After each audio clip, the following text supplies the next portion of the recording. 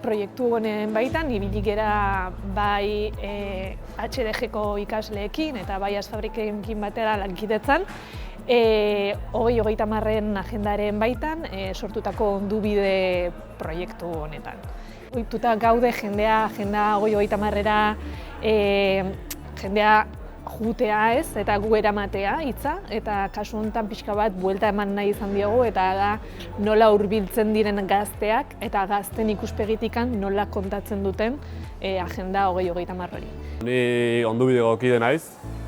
Proiektu hau Agenda 2030-an baitan hasi zen proiektua izan da. Hasiera baten Arantzazulabetik eta Bilbao Asfabriken eskutik etorri izana.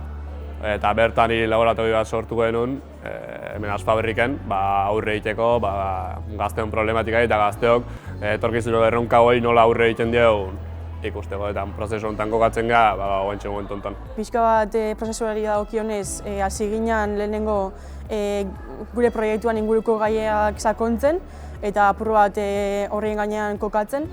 Eta ondoren ja sartu ginen gai honen inguruan lanean dabiltzen jentiakin eta profesionalekin zein entitate eta enpresekin elkarrizketak egiten ez. Eta honen helburu nagusia izan da bai profesionalen eta bai gazten inguruko ikuspegia aztertzea elkarrizketen bitartez eta horren inguruko ondorio batzuetara heltzea. Gaur hemen gaude, ondubide kantoratutako Open Spaceen, Goitzez eta Txalez edukiko ditugun elkarrizketa, hausnarketa momentu, pentsatzeko espazio eta barra aprobetxatzeko.